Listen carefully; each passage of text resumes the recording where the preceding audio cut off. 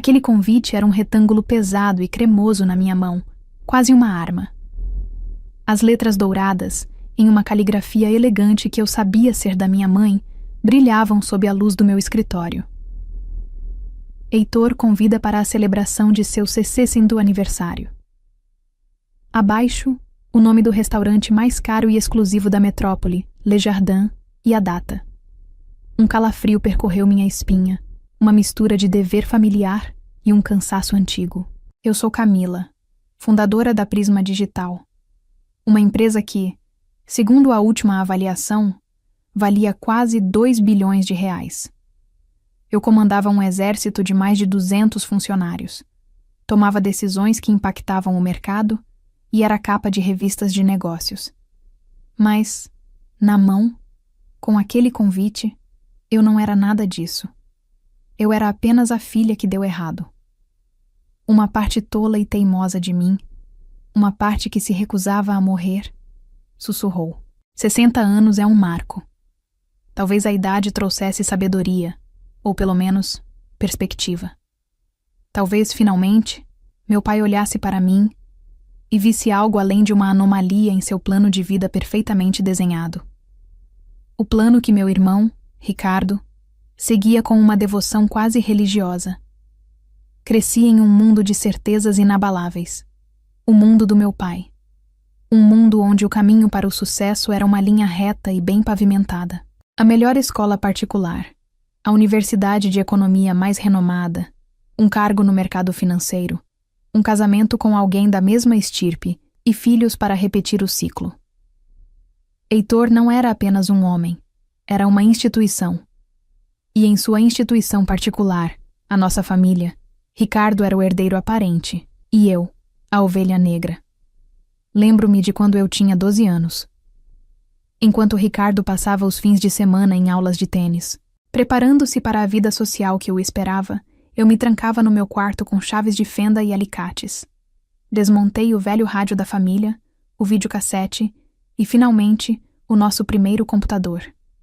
Eu não queria quebrar as coisas. Eu precisava entender como o mundo funcionava por dentro, como os pulsos elétricos se transformavam em som, imagem e lógica.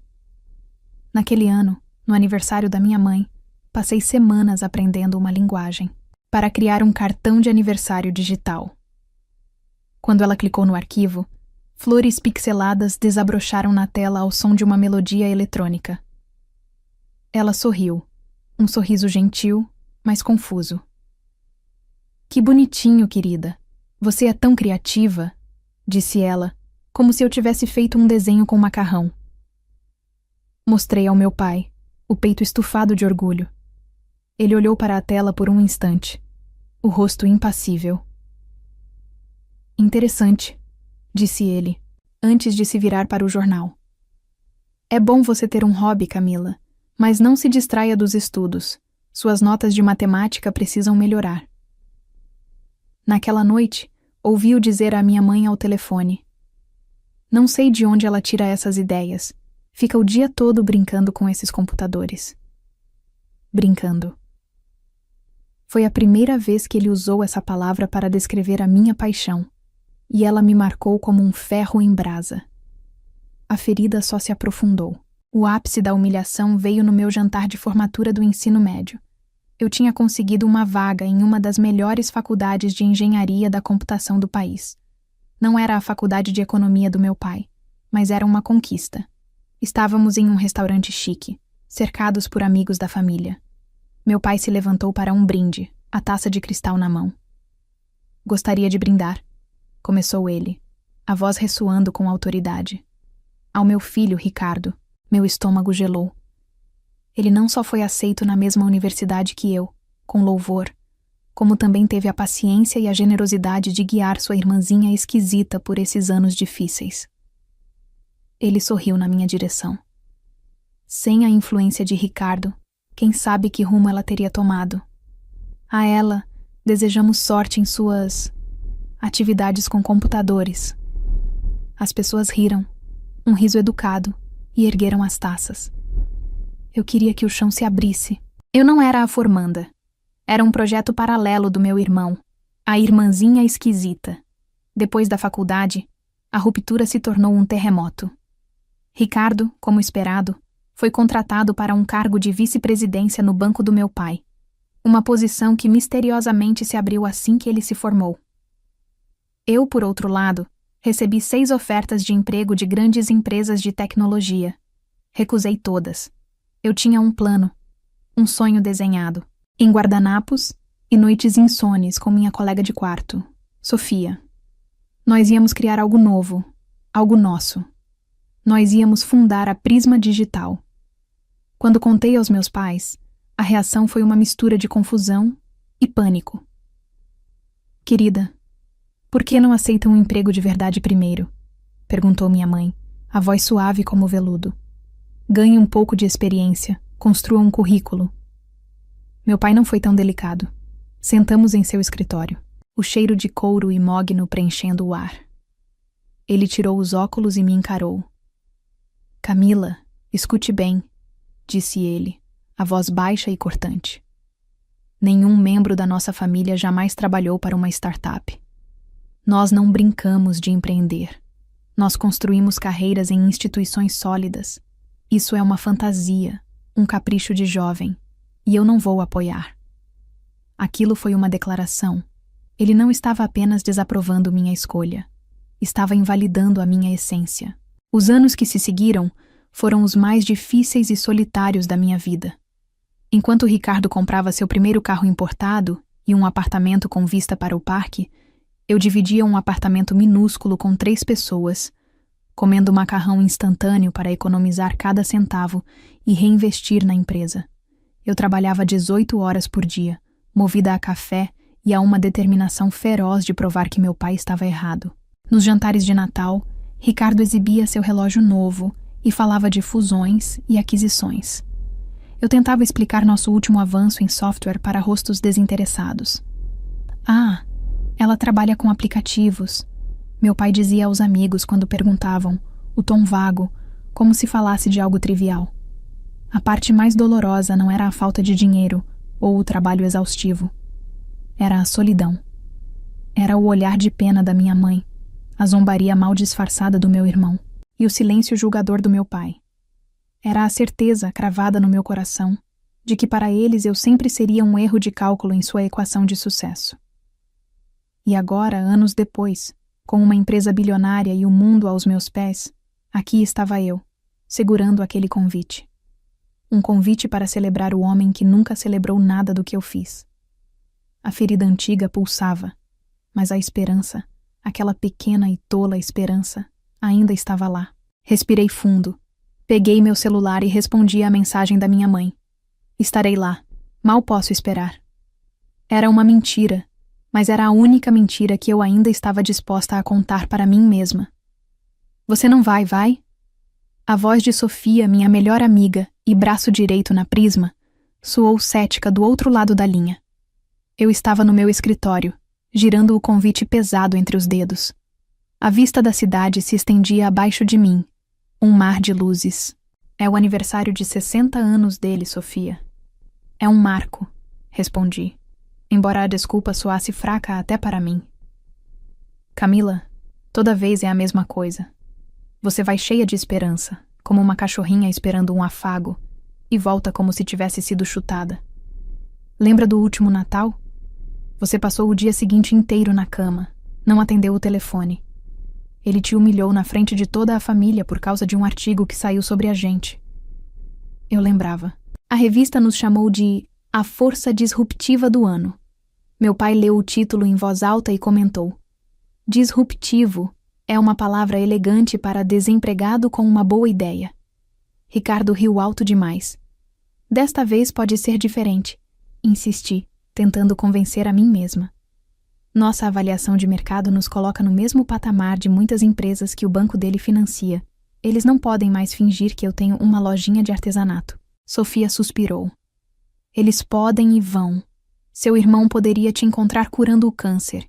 E ele diria que você está brincando de cientista. Só tome cuidado, ok? Me ligue se precisar de uma desculpa para fugir. Desliguei e tentei focar no trabalho. A ironia era que, enquanto eu me preocupava com um jantar em família, Estava no meio da maior negociação da minha vida. A aquisição da Infocor, uma empresa de análise de dados, nos transformaria em um gigante indiscutível. Mas nosso concorrente, a Megacorp, uma empresa antiga e predatória, também estava na jogada. Passei o resto da semana em um estado de ansiedade dupla, alternando entre ligações com advogados e banqueiros e a escolha de um vestido para a festa. Acabei optando por um vestido preto, de corte impecável, elegante o suficiente para o gosto da minha mãe, estruturado e poderoso o suficiente para me dar coragem. Era a minha armadura. Na noite do jantar, cheguei ao Le Jardin pontualmente. O lugar exalava uma opulência silenciosa.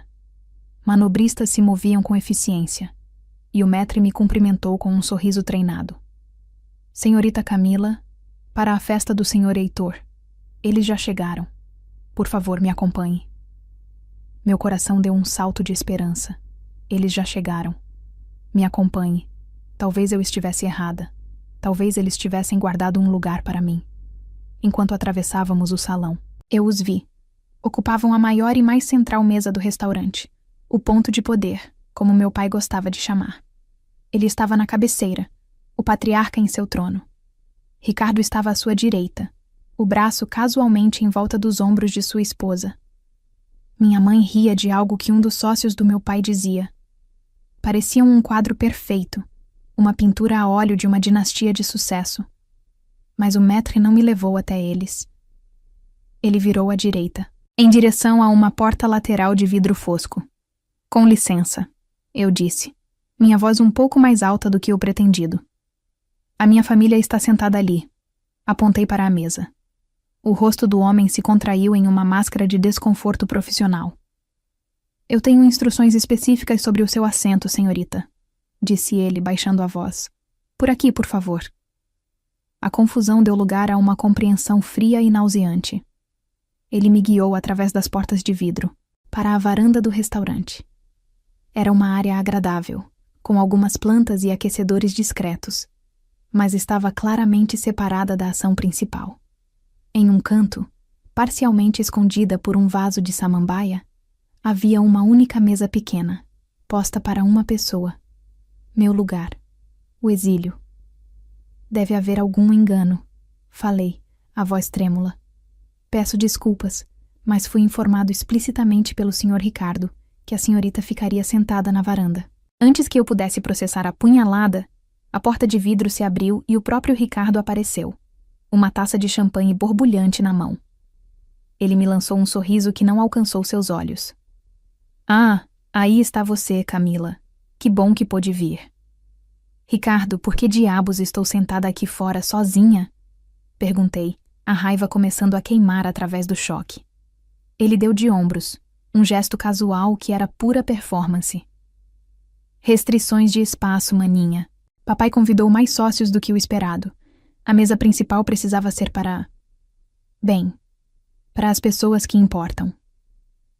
Ele tomou um gole deliberado de seu champanhe e então me olhou nos olhos.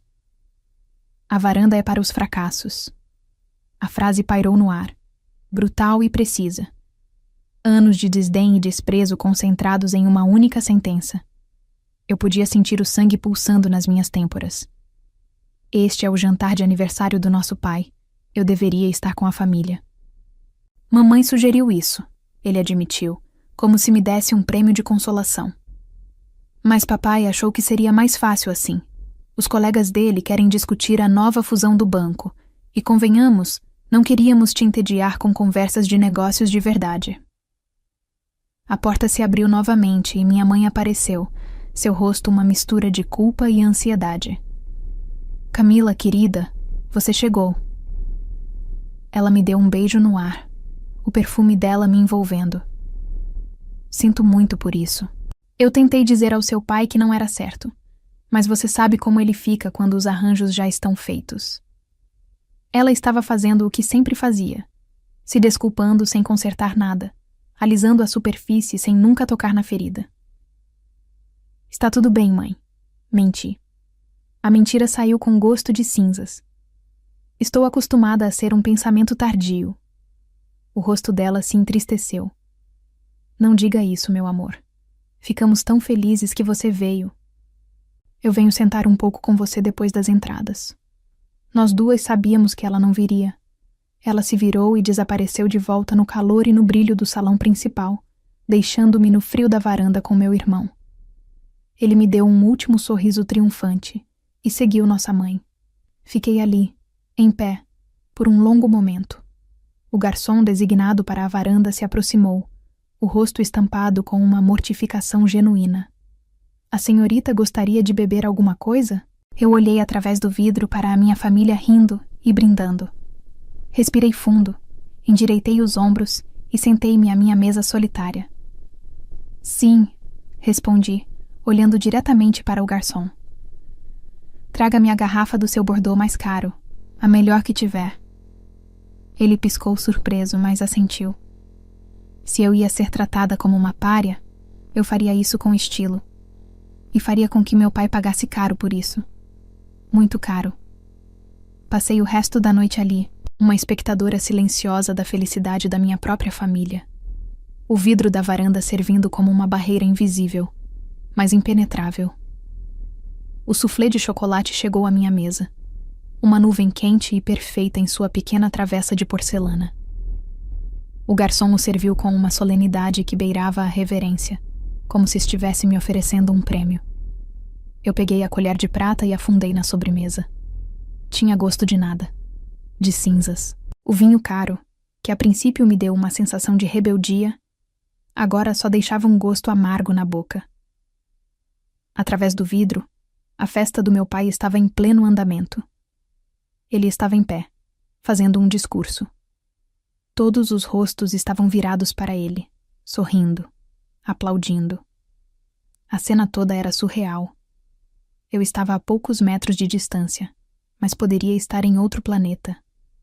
A humilhação inicial havia se transformado em um torpor frio, uma resignação pesada.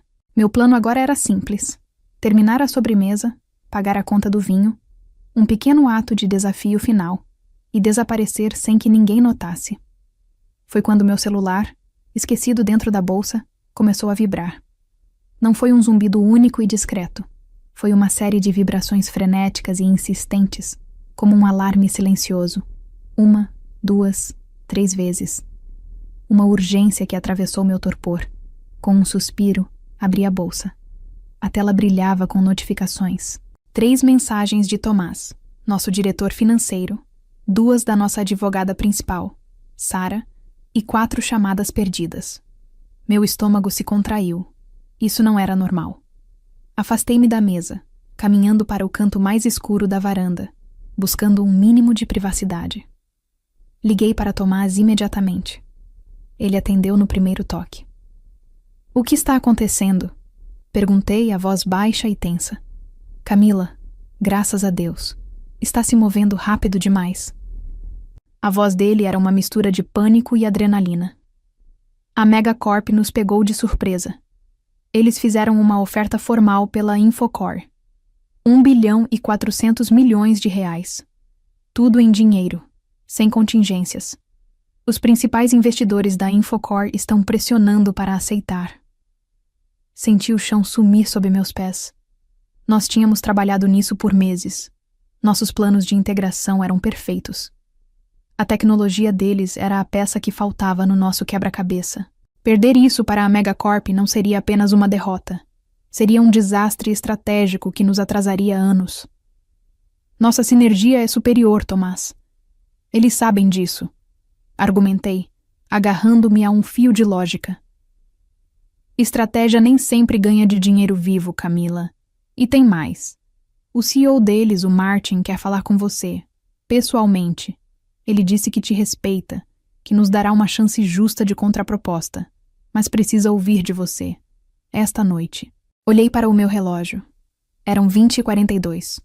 Meu cérebro, antes anestesiado pela humilhação, agora disparava em 1000 direções, calculando, planejando. Quando e onde? Perguntei. O jato corporativo dele pousa às 22h30. Eles querem nossa oferta final até a meia-noite. Estarei lá, eu disse, a decisão se solidificando instantaneamente. Comece a preparar a proposta atualizada. Quero uma contra-oferta completa pronta quando eu chegar. E Tomás, diga a eles que estamos dispostos a ir a 1,5 bilhão. Quando encerrei a chamada, uma sombra caiu sobre mim. Era Ricardo, aproximando-se com aquele seu sorriso presunçoso. Sério, Camila? Fazendo ligações de trabalho durante o jantar de aniversário do papai? Não consegue nem fingir que se importa com ele por uma noite? Ou sua preciosa empresinha sempre virá em primeiro lugar? Antes que eu pudesse formular uma resposta, a porta da varanda se abriu novamente. Desta vez, era meu pai, seguido de perto por minha mãe. Pela expressão deles, ficou claro que Ricardo já os havia informado da minha transgressão. Camila, disse meu pai, e sua voz carregava aquele tom familiar de desapontamento que me assombrava desde a infância. Seu irmão me diz que você está trabalhando durante a celebração. Eu tive que atender uma chamada urgente sobre uma aquisição que estamos tentando fechar, pai. Ele suspirou, um som teatral de exaustão. Sempre há algo com essas empresinhas, não é? Um drama constante. Em instituições estabelecidas, como o banco, nós conduzimos negócios durante o horário comercial. 8 anos construindo minha empresa do zero, e ele ainda a chamava de empresinha. A palavra me atingiu com a força de um tapa. É uma aquisição de 1,5 bilhão de reais, pai. Falei, a voz firme. Isso dificilmente é pequeno. Ele acenou com a mão, como se eu tivesse inventado o número. Bem, seja o que for, certamente pode esperar até amanhã. Esta noite é sobre a família. A ironia era tão espessa que eu poderia sufocar nela. Ele falando sobre família enquanto eu estava ali, banida para a varanda. Minha mãe tocou seu braço. Heitor, talvez o trabalho de Camila seja realmente urgente. Mais urgente que o 60º aniversário do pai dela? Duvido. Ele me cortou. É exatamente por isso que sempre me preocupei com suas escolhas de carreira, Camila. Sem estabilidade, sem estrutura, sempre correndo atrás do próximo objeto brilhante. Enquanto ele falava, meu celular vibrou na minha mão. Uma única vez. Olhei para baixo. Era uma mensagem de Sarah. Martin perguntou especificamente se você estará na reunião. Diz que a decisão dele depende de uma conversa direta com você. Ele precisa da sua garantia. Naquele instante, tudo se cristalizou. A dor, a humilhação, a raiva. Tudo se dissolveu e foi substituído por uma clareza fria e absoluta. De um lado daquela porta de vidro, um pai que nunca respeitou minhas escolhas, que me sentou do lado de fora como um segredo vergonhoso. Do outro lado do meu celular, um império de 1 bilhão de reais que eu construí do nada, pessoas que dependiam de mim, que valorizavam meu julgamento a ponto de uma decisão. A escolha nunca foi tão fácil. Eu tenho que ir, eu disse, e me levantei. As sobrancelhas do meu pai se ergueram. Ir. Você não pode simplesmente sair no meio do jantar do meu aniversário. Eu o olhei diretamente nos olhos, e pela primeira vez, não senti nenhuma necessidade de me defender ou de buscar sua aprovação. Eu não senti nada além de uma pena distante. Eu não estou no meio do seu jantar, pai. Eu estou na periferia, onde você me colocou. E sim, eu tenho que ir. Minha empresa está finalizando a maior aquisição em nosso setor este ano, e a CEO precisa estar lá. Ricardo bufou. Sempre tão dramática. Peguei minha bolsa. Sinto muito por não poder ficar. Espero que você tenha um aniversário maravilhoso, pai. Se você sair por aquela porta agora, Camila, isso fará uma declaração sobre suas prioridades, disse meu pai, a voz rígida. Eu parei e me virei para encará-lo uma última vez. Sim, fará.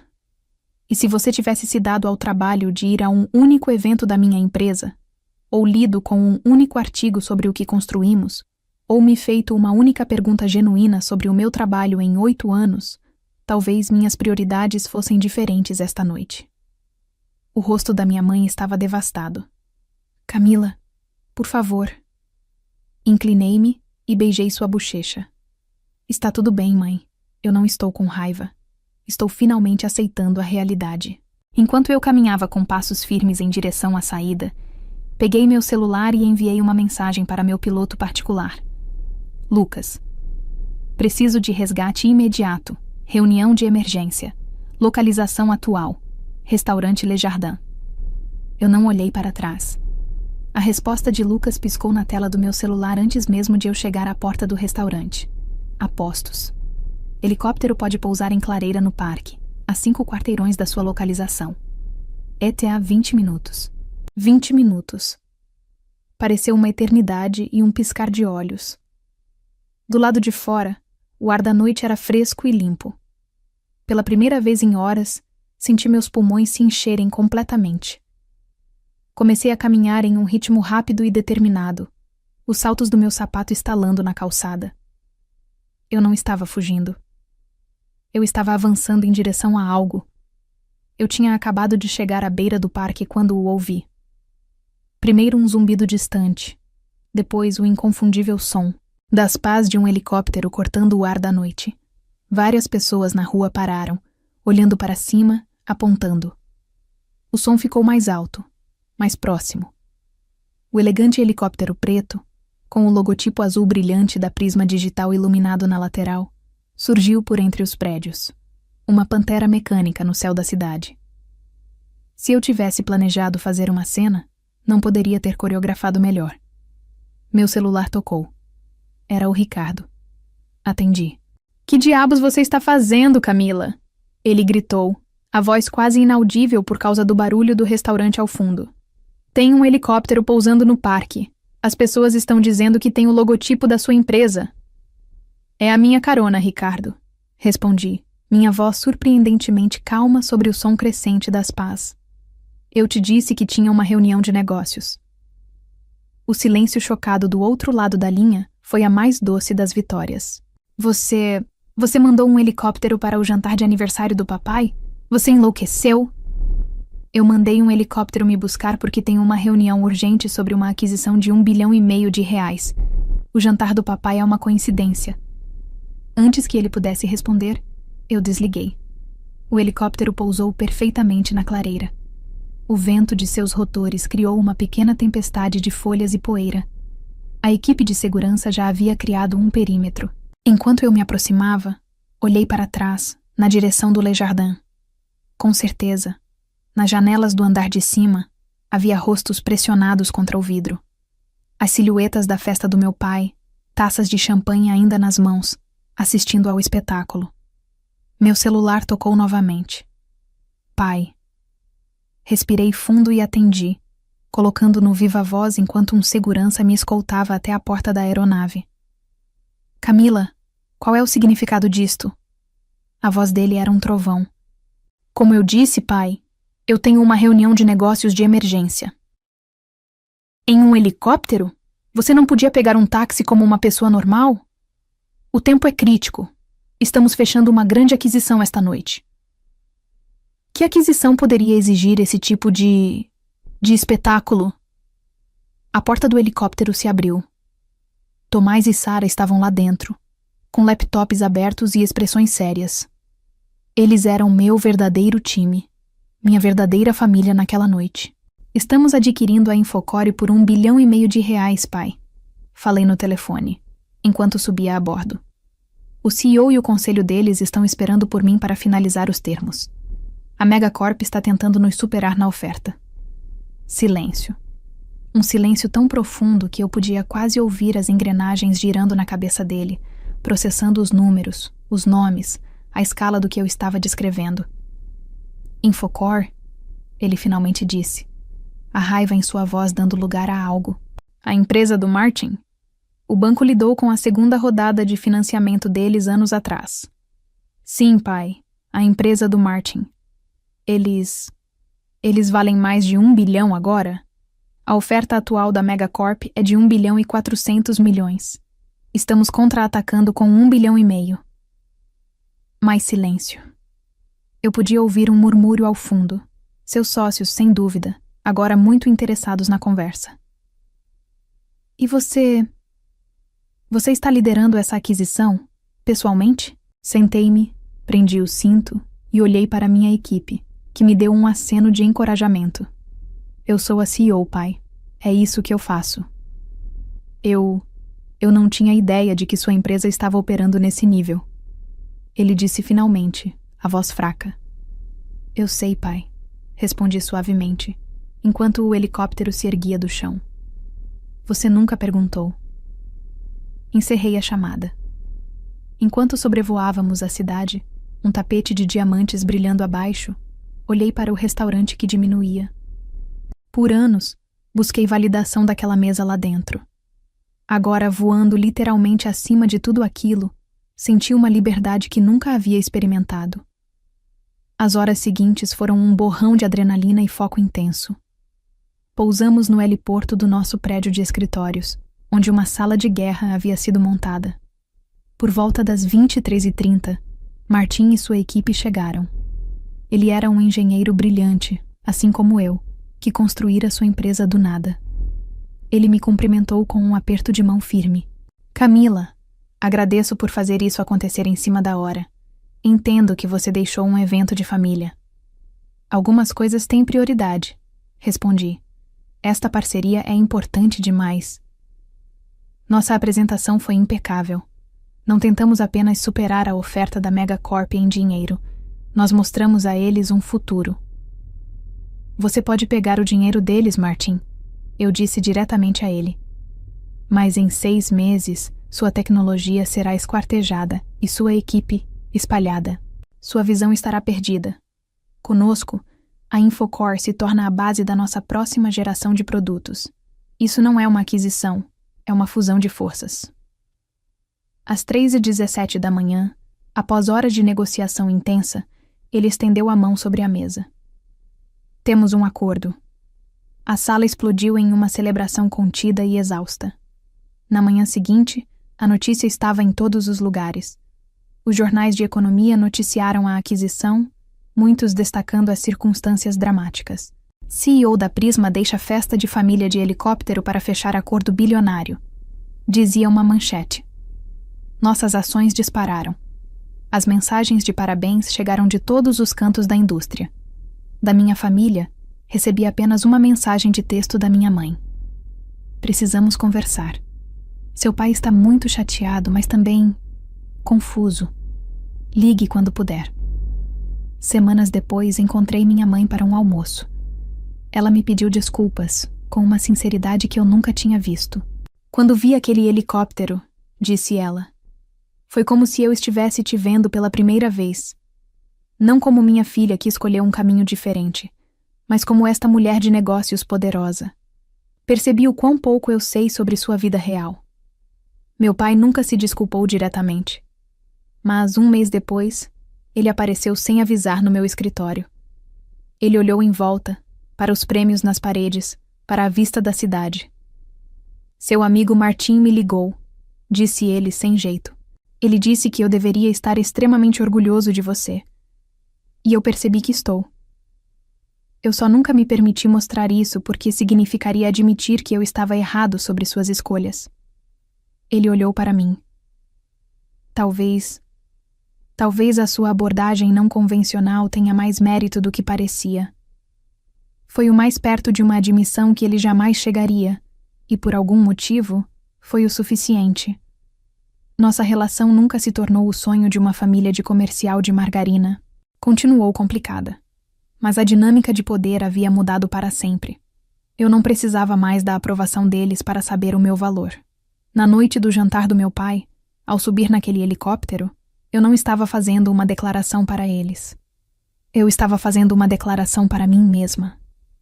A validação que eles finalmente me deram, forçada pelas circunstâncias, foi apenas uma consequência. A verdadeira vitória foi a liberdade que senti ao voar para longe.